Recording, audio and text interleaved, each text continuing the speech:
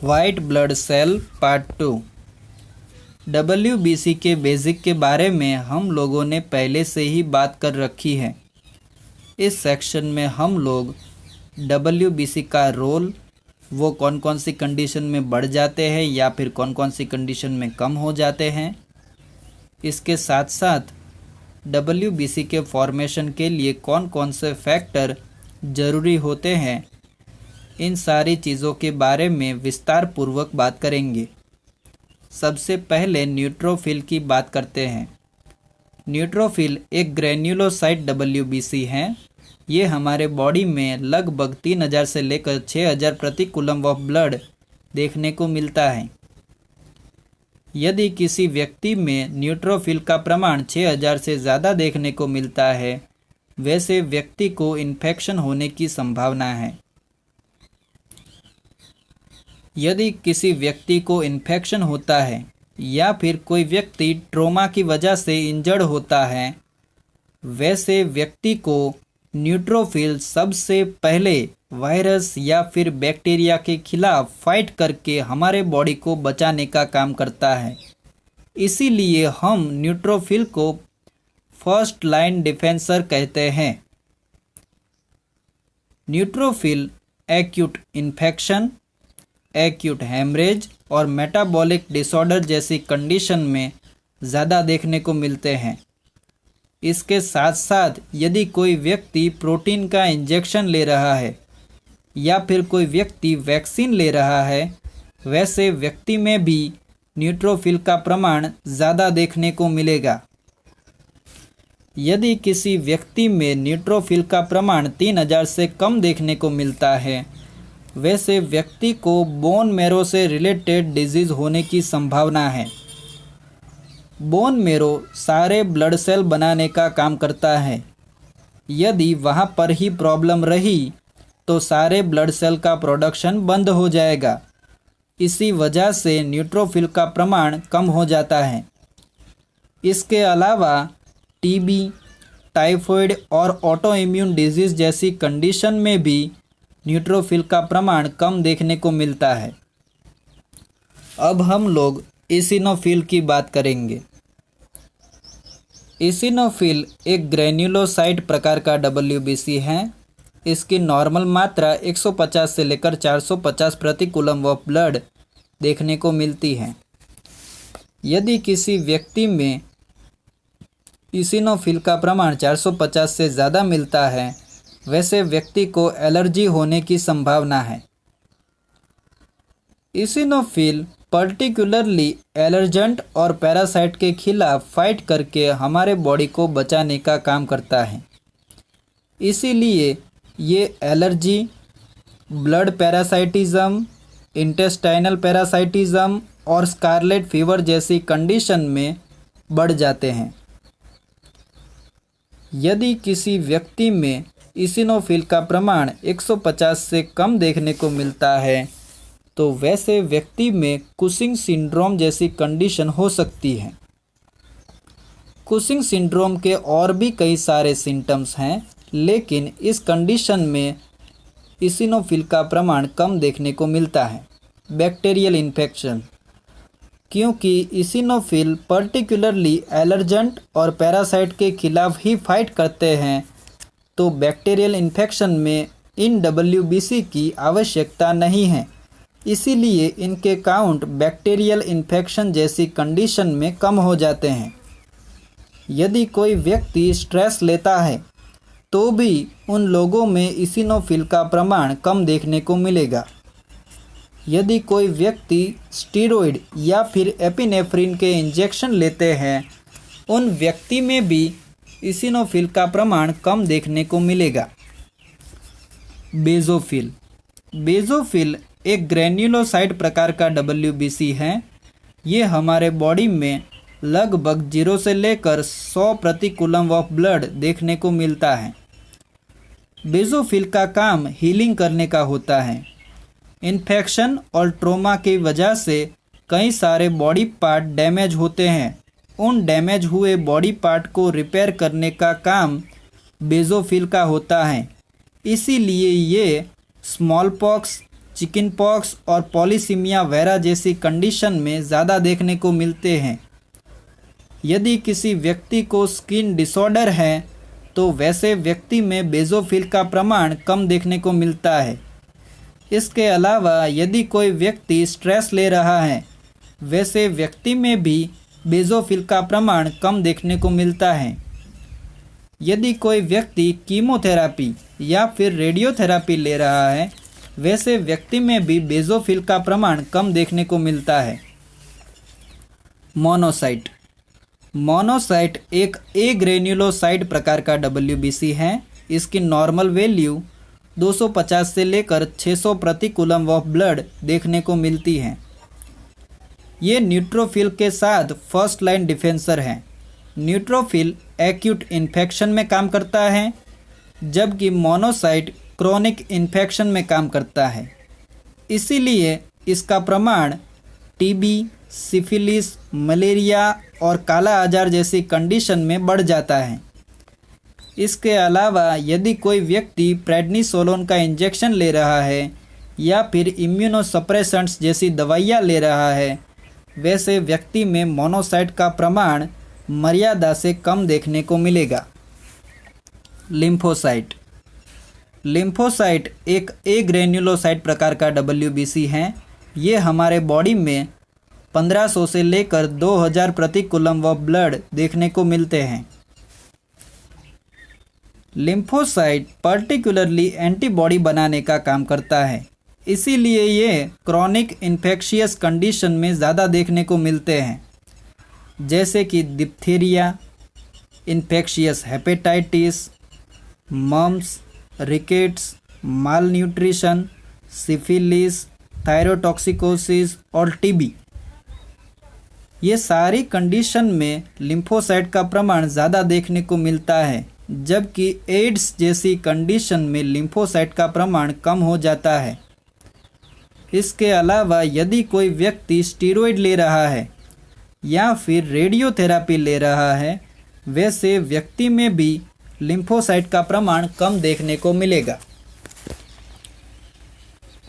अब हम लोग सारे WBC किस तरीके से वायरस या फिर बैक्टीरिया का सामना करते हैं, इसके बारे में बात करेंगे। सबसे पहले न्यूट्रोफिल फर्स्ट लाइन डिफेंसर हैं, क्योंकि जब कभी हमें इन्फेक्शन होता है या फिर हम लोग किसी ट्रॉमा की वजह से इंजर्ड हो जाते हैं, तब ये न्यूट्रोफिल सबसे पहले वायरस या फिर बैक्टीरिया के खिलाफ फाइट करने के लिए आ जाता है। ये न्यूट्रोफिल हमारे पूरे शरीर में कहीं पे भी आ जा सकते हैं। जब हम लोगों को इन्फेक्शन होता है या फिर किसी ट्रॉमा की वजह से हम लोग इंजर्ड हो जाते हैं, तब जहाँ पर भी इन्फेक्शन हुआ है या फिर जहाँ पर इंजर्ड हुए हैं, वो पार्ट कुछ केमिकल्स को रिलीज़ करता है। हम लोग उस केमिकल को कीमोट्रैक्शन कहेंगे। वो केमिकल न्यूट्रोफिल को अपनी ओर आकर्षित करते हैं।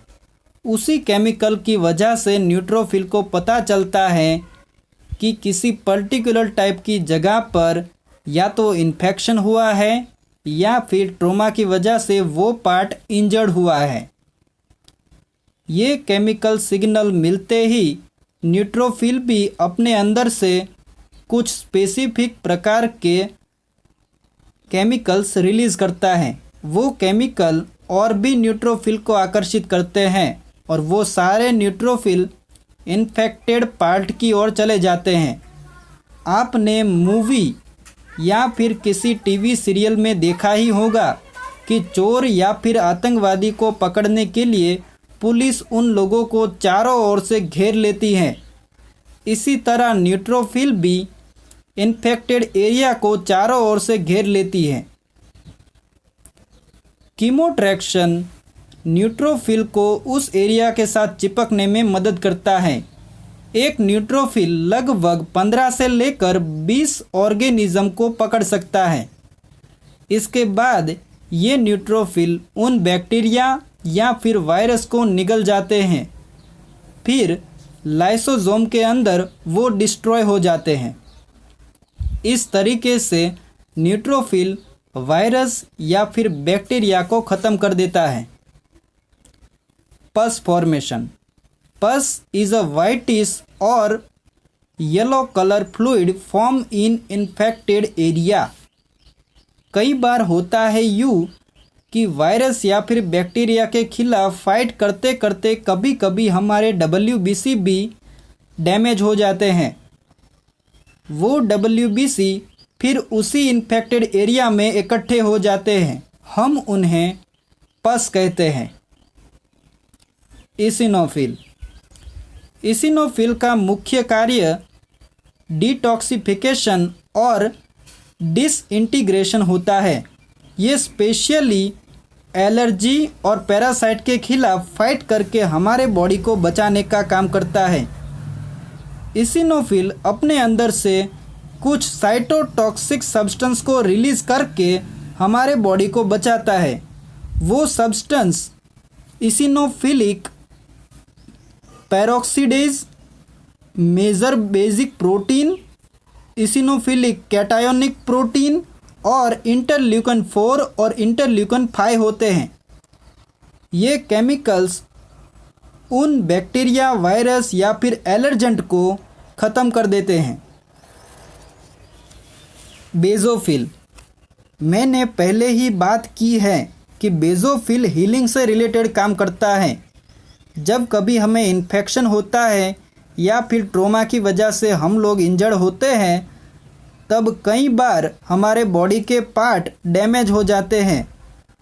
उस डैमेज हुए पार्ट को रिपेयर करने का काम बेसोफिल का है। ये बेसोफिल हाइपर सेंसिटिविटी और एलर्जी जैसे रिएक्शन पैदा करता है। इस रिएक्शन के साथ हमारे बॉडी में जहाँ पर भी इन्फेक्शन या फिर ट्रॉमा हुआ है वहाँ पर सूजन हो जाती है, रेडनेस हो जाती है, वो पार्ट गर्म हो जाता है। ये सारे रिएक्शन बेसोफिल की वजह से होते हैं। बेसोफिल अपने अंदर से कुछ ऐसे केमिकल रिलीज़ करता है जिसकी वजह से ये सारे रिएक्शन देखने को मिलते हैं। उन केमिकल में पहला है हेपेरिन। हेपेरिन एक एंटीकोएगुलेंट केमिकल है। ये हमारे बॉडी में क्लॉट होने से बचाता है। यदि किसी वेसल में क्लॉट हो जाता है, वैसी कंडीशन में हमें स्ट्रोक होने की संभावना होती है। इसीलिए ये हेपेरिन को रिलीज़ करके उन कंडीशंस से बेसोफिल बचाता है। इसके साथ साथ हिस्टामिन, सीरोटोनिन, प्रोस्टाग्लैंडिन जैसे केमिकल्स रिलीज़ करके ये हमारे बॉडी में हाइपर सेंसिटिविटी और एलर्जी जैसे रिएक्शन पैदा करते हैं। मोनोसाइट। मोनोसाइट भी हमारे बॉडी के फर्स्ट लाइन डिफेंसर हैं। न्यूट्रोफिल एक्यूट इन्फेक्शन, जबकि मोनोसाइट क्रोनिक डिफेंसर है। ये क्रोनिक इन्फेक्शन में हमारे बॉडी को रक्षा देते हैं। मोनोसाइट अपने अंदर से कुछ इम्पोर्टेंट केमिकल को रिलीज़ करके बैक्टीरिया या फिर वायरस के खिलाफ फाइट करते हैं। उन केमिकल में interleukin 1, colony forming stimulating factor, platelets activating factor, ये कुछ फैक्टर्स रिलीज़ करके हमारे बॉडी को प्रोटेक्ट करने की कोशिश मोनोसाइट करता है। Mast cell. मास्ट सेल हमारे बॉडी के बेसोफिल के लार्ज स्वरूप में होते हैं। ये मास्ट सेल भी बेसोफिल की तरह ही एलर्जी या फिर हाइपर सेंसिटिविटी जैसे रिएक्शन पैदा करता है।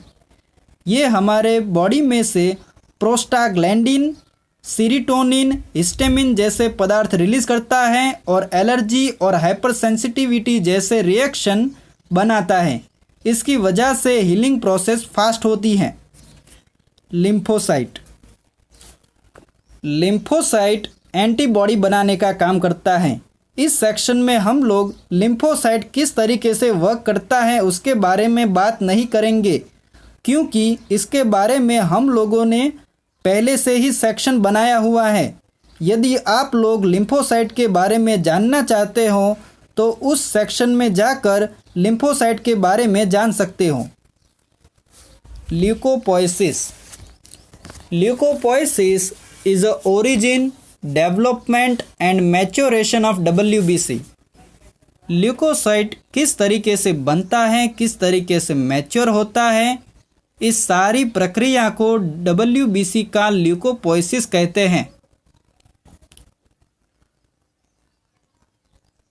हिमेटोपोएटिक स्टेम सेल किस तरीके से सारे ब्लड सेल बनाता है, इसके बारे में हम लोगों ने एरिथ्रोपोइसिस नाम के सेक्शन में बात कर ली है। इस सेक्शन में हम लोग WBC के फॉर्मेशन के लिए कौन कौन से फैक्टर चाहिए होते हैं उनके बारे में बात करेंगे। सबसे पहले तो प्रोटीन चाहिए होता है जिससे कॉलोनी फॉर्मिंग ब्लास्टोसाइट बना सके। कॉलोनी फॉर्मिंग ब्लास्टोसाइट ही सारे WBC, RBC या फिर प्लेटलेट्स को बनाते हैं। फिर granulocyte colony forming stimulating factor, granulocyte monocyte colony forming stimulating factor, monocyte colony forming stimulating factor, ये सारे फैक्टर ल्यूकोपोइसिस करने के लिए ज़रूरी होते हैं। ये सारी बातें WBC के बारे में थी।